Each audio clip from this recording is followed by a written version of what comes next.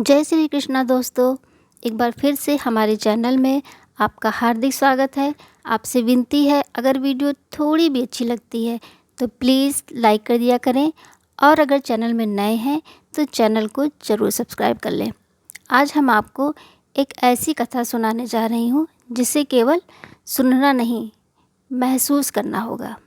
यह सिर्फ एक कहानी नहीं है, यह सनातन संस्कृति की आत्मा है। यह है सावन में शिव पूजा की पवित्र शुरुआत की कथा। वो दिन जब समस्त सृष्टि काँप उठी थी और एक आकाशवाणी ने सब कुछ बदल दिया। कहानी उस समय की है जब समुद्र मंथन की प्रक्रिया अपने चरम पर थी। देवता और दानव दोनों अपनी अपनी लालसा के साथ क्षीर सागर को मथ रहे थे। मंदराचल पर्वत मथानी बना और वासुकी नाग को रस्सी बनाया गया, लेकिन फिर अचानक समुद्र से उठी एक गहरी काली लहर, और फिर जो निकला वो था हलाहल, वो था कालकूट विष। वो था ऐसा विष जो पूरी सृष्टि को नष्ट कर सकता था। ये ऐसा जहर था जिसकी गर्मी से तीनों लोक झुलस उठे। देवता भयभीत हुए, असुर भाग खड़े हुए और स्वयं इंद्र भी किन तरह विमूढ़ हो गए। ब्रह्मा जी की आवाज़ काँप रही थी जब वे बोले, हे प्रभु, ये विष तो पूरी सृष्टि को नष्ट कर देगा, इसका क्या करेंगे। विष्णु भगवान भी चिंतित थे। उन्होंने कहा, इस विष को कोई नहीं पी सकता, यह तो मृत्यु का साक्षात रूप है।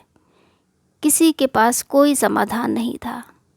तभी हिमालय की चोटी पर ध्यानस्थ एक योगी ने आंखें खोली। वह कोई और नहीं, त्रिपुंडधारी शिव थे। महादेव बोले, यदि यह विष सृष्टि को समाप्त कर सकता है तो मैं इसे स्वयं में समाहित करूँगा। पार्वती माँ यह सुनकर विचलित हो गईं। उन्होंने शिव जी से विनती की कि यह कार्य न करें, लेकिन भोलेनाथ ने समझाया, यदि यह विष मैं नहीं पीऊँगा तो यह सारा जगत विनाश का शिकार हो जाएगा। परंतु करुणामूर्ति शिव ने विष ग्रहण किया और पार्वती जी ने अपनी शक्ति रूप में उनके कंठ को पकड़ लिया ताकि विष नीचे न जा सके। इस तरह उनका गला नीला पड़ गया और वे नीलकंठ कहे गए। विष के प्रभाव से शिव जी के शरीर में असहाय ज्वाला उत्पन्न हुई। उन्हें शांति देने के लिए प्रकृति ने स्वयं को समर्पित कर दिया। तभी आकाश से मेघ गरजे, बादल घिराए और शुरू हुई मूसलाधार बारिश। और ये महीना बन गया श्रावण, सावन। जब प्रकृति भी शिव की आराधना करती है, देवता समझ गए कि यह कोई साधारण बारिश नहीं है, यह है प्रकृति का प्रेम, यह है सृष्टि का कृतज्ञता भाव, यह है उस महान आत्मा के लिए जिसने सबको बचाने के लिए अपनी जान दांव पर लगा दी। इंद्र सबसे पहले आगे आए।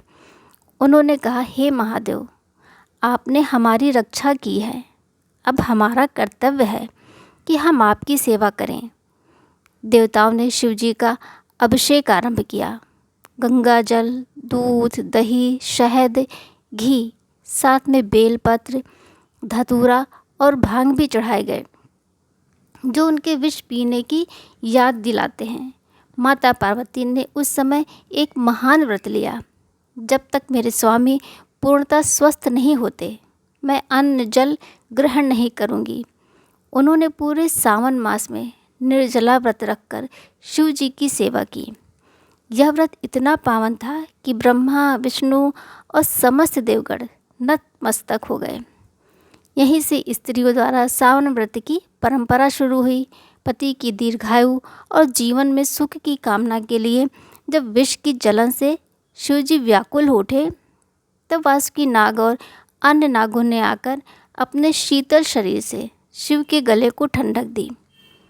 इसी सेवा के प्रतीक स्वरूप शिव के गले में सर्प सुशोभित है और हर सावन में नाग पंचमी मनाई जाती है। शिव और नागों के उस पवित्र संबंध की स्मृति में जहाँ जहाँ शिव जी के करुणा के आंसू गिरे, वहाँ उगे रुद्राक्ष के वृक्ष।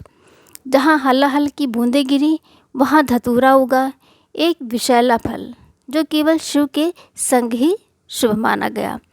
भांग, जिसकी ठंडी तासीर ने विष की जलन को शांत किया, आज भी भक्ति से शिव को अर्पित की जाती है।